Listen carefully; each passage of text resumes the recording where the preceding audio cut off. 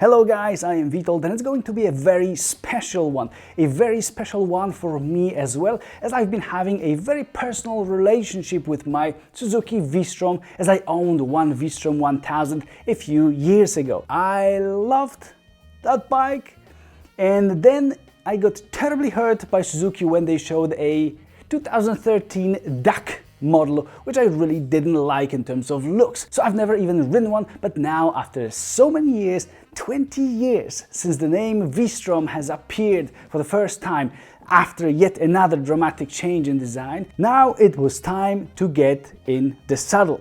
So I did, and damn, a lot of surprises, just not really the ones that you guys would expect, likely, which actually makes it even more interesting.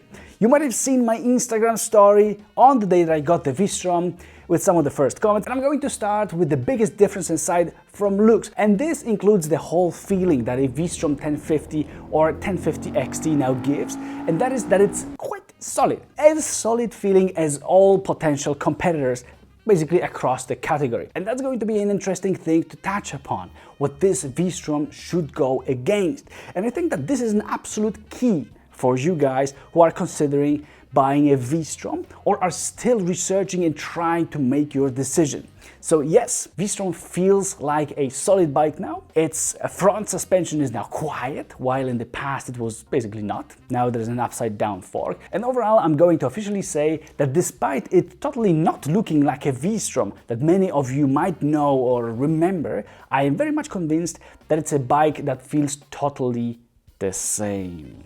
I mean, the whole feeling and the heritage. This is the biggest surprise, as 20 years have passed. But what does that actually mean, as this is what should be interesting for you guys? Same means what? It means that this bike feels like a grown-up. It is not a little bike like 7, 8 and 900cc bikes in the adventure category. It feels like those in the 1000 and 1200 or 1200 category, so BMW R1250 GS and Ducati Multistrada, for example. In terms of dimensions, space, this is pretty much where it should stand, this new current V-Strom. But wait a second, as there comes the first sneaky surprise. The V-Strom 1050 has a more narrow handlebar than those big adventure bikes like a big GS and the biggest Multistrada. Now, is that better or worse in comparison? It can be better if you ride in the city, as the bike feels more compact. It is definitely an advantage on a long highway ride, as it's easier to keep your arms closer to each other, closer to your body for hours, rather than having them stretched very much to the sides like on a GS. On the other hand, in the city, or for example when off-roading, having a wider handlebar gives you more control and confidence when riding. Provided that you're a big enough human physically, as at some point it might become uncomfortable at low speeds, as you'd have to lean forward a lot to be able to keep kind of going, reaching after one of the sides of the handlebar. But in terms of control, here wider could mean better. Same when off-roading, you can control it better. So as you see, it depends. And at the end of the day, V-Strom basically tells us that it's leaning a bit more towards touring, while others lean more towards off-roading. That is unusual in case of the V-Strom, but it's definitely worth mentioning, especially that its seat totally doesn't say the same thing, being at 85 or 85.5 centimeters, which is rather high. It depends on the source. They give different numbers actually in 2022 for whatever reason. I'm 183 centimeters tall, and I felt perfect on the previous V-Strom 1000, the first one, at 84 centimeters. And now it felt just a little tiny bit too high maybe. But there is one reason for it, and is that the seat is rather hard this time as opposed to the first V-Strom. I think it might be harder than a big GS, for example, since I noticed it right after sitting on the V-Strom for the first time. And being hard means that it doesn't sag, and so your butt doesn't go down much more after sitting down. If it was just a little bit softer, it would be more comfortable, a bit lower in the end, and I would pretty much appreciate that myself. But the shape of it is fine. It kind of wraps around the bottom of the fuel tank as well, so you won't scratch the paint. that easily, and that's basically cool. What is not cool and surprising is that the front suspension dives like hell when braking. It is just as it was all those years. Suzuki claimed that they are fixing it, but it's there, and that is a disappointing problem in my eyes. Now, you've got to get me the right way here. Why this is a problem? I do like soft things personally. Yeah, I do, and I prefer softer, more comfortable suspensions in all kinds of vehicles. The thing is that here in a V-Strom, this softness is way beyond what might be required to give you a lot of comfort. It is so soft that you feel like the shocks are empty inside in the first part of their motion, of the compression. They do well when you just ride straight ahead on worse quality roads. Yeah, it is a comfortable bike, I like that, but the moment you pull the front brake, you feel like you're in 1920s and someone had no idea what they were doing with the front suspension, and you can see that in the video. Compare that to a Multistrada V4, which has fairly normal suspension, and to BMW R1250 GS with its famous anti-diving telelever suspension. This thing doesn't dive at all, and that means that no matter what you're doing and when you're braking, the bike is perfectly flat. It may brake fine with the rear brake, and you feel in control instead of feeling like you're hurting the machine like in a V-Strom. And it is too obvious, and Suzuki needs to fix that finally. And if they do, my God, this bike might even be maybe even too good. And let me explain that in a moment, as I'm actually really mad at them for not making the V-Strom perfect after so many years and after having such a good base already. Let me point out two more big problems since I'm here, and then I'll tell you why it could be totally brilliant and even a best seller. And I'm totally convinced about that. Now, the first issue is that it's unstable at lower speeds. When you're riding in the city or making, let's say, a U-turn, or just parking or coming to a stop, wherever, this bike just cannot ride perfectly straight. It simply cannot. And I had the exact same complaint about the first V-Strom. It requires you to be 100% focused on going straight, and you still won't be able to do it. Any tiny movement, a coffee in your stomach moving from the left to the right side of the stomach, it all makes V-Strom lean right basically immediately, and this completely disappears with speed. Reach 50 kilometers per hour and it's neutral all the way up, but slow down and you will bloody struggle. If you're thinking about riding in a city and considering how pleasant a bike is to steer and to maneuver, I wouldn't buy a V-Strom 1050. Touring or riding outside of the city, forget about the issue, you won't likely experience it. You may make the V-Strom cooperate with you just fine and take the curves at significant speed. It will not be as encouraging as BMW 1250 GS, and I think that not even as much as Multistrada V4, but it actually would be close to this one. The bike will do well, but I'm pissed that they haven't figured out a way to fix the low speed stability. And the last issue would be the windshield. First of all, let me say that Suzuki improved it after 15 years, but it's still not very good. There isn't much turbulences and it doesn't seem to generate much buffeting overall, but it's more like a baseball bat that you're trying to smash the air. It doesn't seem to cut nicely through it and direct it, but rather it seems to smash it so that you get a lot of wind hitting your helmet anyway. The chest is pretty well protected, so it is not terrible here. What is a complete failure, and I cannot imagine what that Ron was thinking about, is the way you adjust this windshield. Just take a look.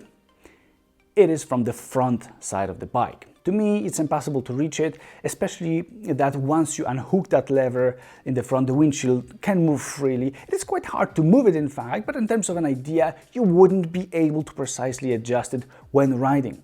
So you've got to stop, get off the bike, move the lever, unlock it, adjust the windshield, lock the lever back again, get back on the bike, reach your desired speed again and see if you like it more now. If not, then you get to repeat the procedure over and over until you find the proper setting. And I could feel the difference in different positions, but the whole solution, if we may even call it a solution, is just stupid.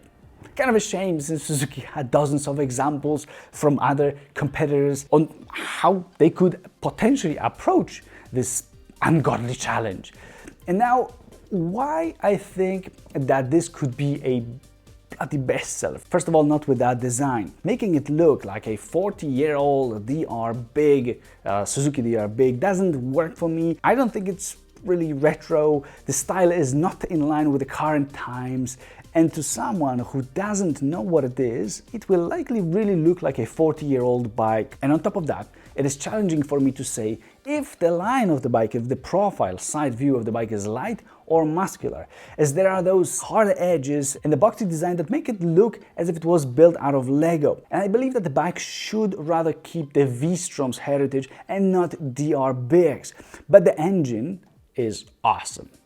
And it's something that perfectly fits between the two most popular categories in the adventure segment right now. So 1200cc bikes like the big GS and the 800 to 900cc bikes like F850 GS. If you think about it, all 1200cc adventure bikes go all in. So they put out as much power as possible, as much performance as possible, as much technology and as high of a price as the market will swallow. But you get everything, and likely, and that's the point, more than you need or would even want at some point.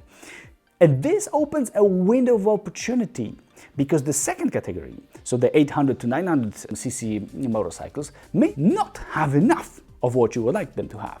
To me, the very popular F850 GS, it doesn't feel like a full bike at some point or like in some areas. There's also the legend of a larger brother somewhere in the background too. The performance isn't really there. The capabilities aren't there overall. In some areas they are awesome, like off-roading. But on the other hand, let's say that it's much more affordable than the big GS, for example, so the bigger brother, the legendary one.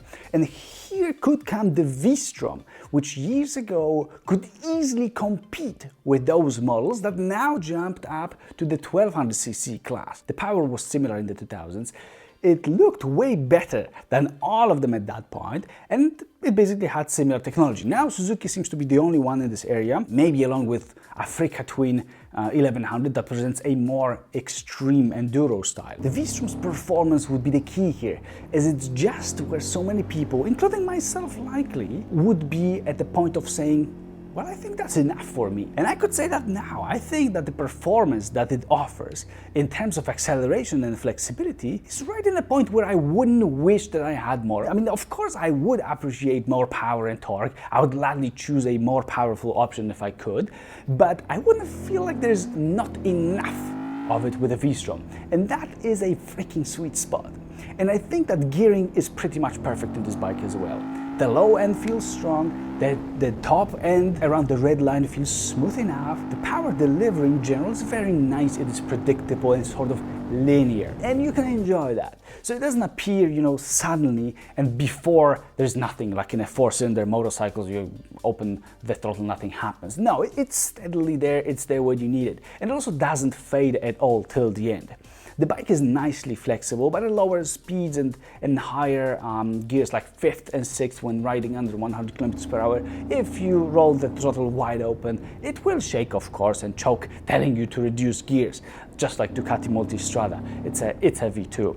And there is just one engine that deals with this kind of task very well, and it's BMW's Boxer with that crazy torque pretty much anywhere. So the V-Strom isn't there, but rather it feels like any Multistrada would feel in such circumstances. The bike gives you the most of the things that you need, and now it doesn't lack anything in particular. Brakes are good, it is stable at high speeds, all the necessary equipment is there, like ABS, like traction control, like cruise control and heated grips. On top of that, you've got an LED front light that is not a cornering light, so if you don't ride after dark, you don't need to pay for something that you won't need. There is no option of adjustable suspension that to me doesn't work as I would hope for in any other motorcycle except for Harley Davidson Pan America. So in those bikes, other bikes, I wouldn't care about it. In the XT you are also getting things like the so-called hill hold control, slope dependent control and load dependent control, lots of control. Now heel hold means that the bike will hold its rear brake, not letting itself roll for a moment. The cool thing here is that unlike in most other bikes with this particular function, there is a light on the dashboard, letting you know that it's working at the moment, and also you can disengage it by pulling the front brake twice. That's interesting and I like it. Slope dependent control, it makes it ride downhill without lifting the rear wheel when you use the front brake, and the load dependent control is supposed to make braking more intelligent, but it's not that clear what it means in reality actually. So let's just assume more control of control.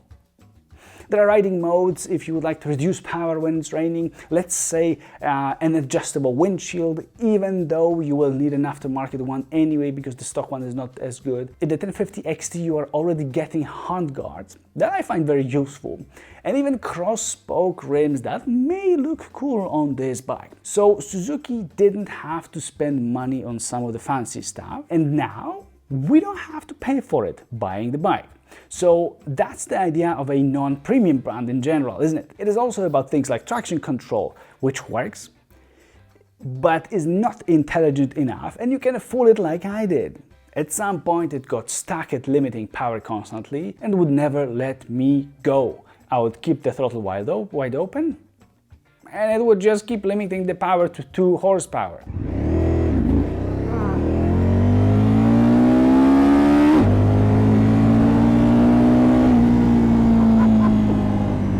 The screen's design looks a little bit cheap, and it appears that you cannot change anything really while riding, which is either stupid or I just didn't know how to do that, and that would mean that it's not intuitive. That's going to be my excuse for this one. There is no possibility of having keyless access, which I love myself, and this drove me mad already at the first stop when I went to a petrol station to fill it up. Walking back to the bike, I of course, habit, put my gloves on, and then I realized that I've got the key in my pocket, in my trousers, and having my gloves on. And I managed to squeeze my fingers in the glove and do the pocket and get it out, but otherwise I could be completely free, and I would myself be willing to pay for that freedom thanks to the keyless access system. Also, there is no quick shifter here, so in order to change gears you've got to pull the clutch each time, and I'm not going to cry about it, but I was a bit surprised due to the lack of it. Usually in those kinds of bikes it's now in 2022 usually there.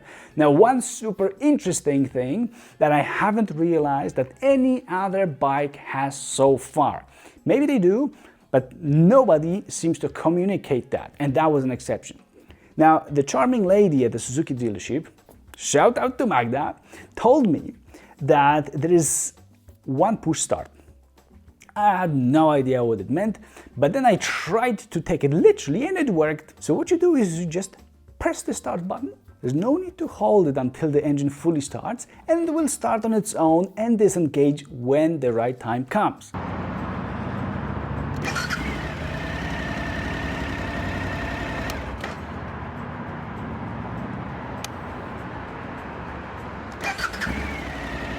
So it's kind of like in keyless starting cars, at least in most. So what the hell's going on?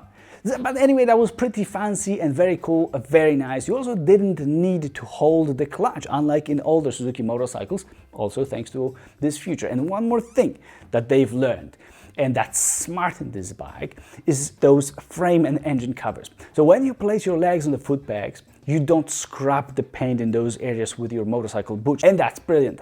So they show, the Suzuki shows, that they can learn and improve, but clearly not everywhere.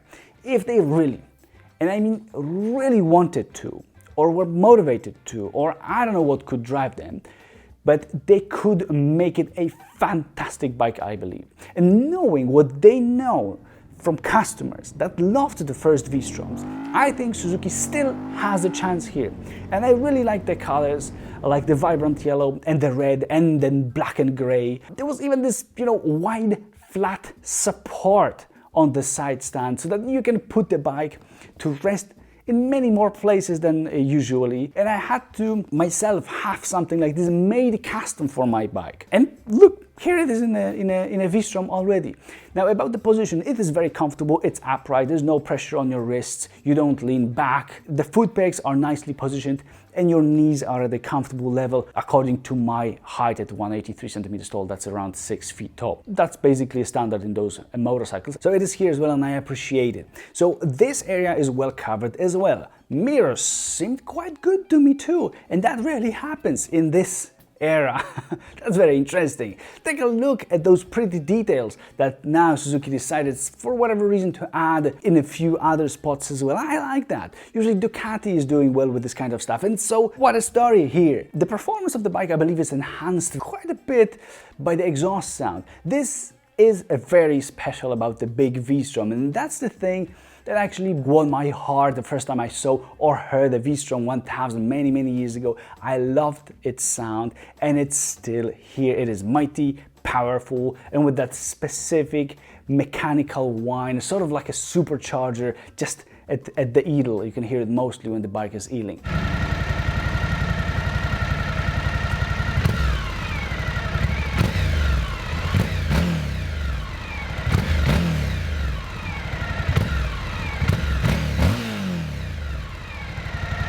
It is amazing, and I absolutely love it. Also, thanks to the sound, I believe that the overall experience is more powerful and overall more kind of impressive, let's put it this way. Also, when accelerating, when it sounds very serious with those 107 horsepower and 100 Newton meters of torque, this makes it feel quicker.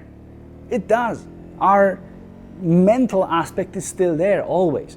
And I wouldn't be surprised if it turned out that an F850 GS would accelerate in a sort of similar 0 to 100 kilometers times. I actually doubt that, but the V-Strom feels really much quicker than it. It is not crazy quick in general, but enough quick to boost your adrenaline and make you want to do it again.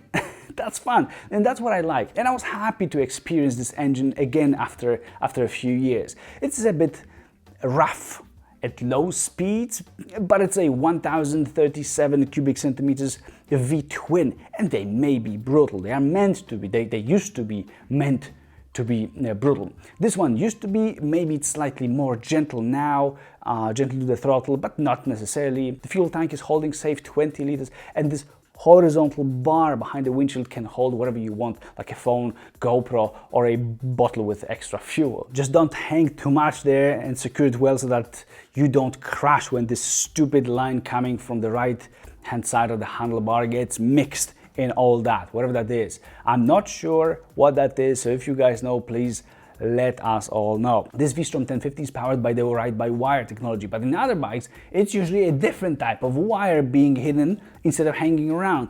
Maybe heated grips, just like those aftermarket ones. I don't know what that is. Other than this part and the dashboard, I feel like this V-Strom is quite well made overall. Quality seems rather high to me, things look tough and durable, everything feels solid and works smoothly. It hasn't exactly been this way with the first V-Strom, so good job by Suzuki right now.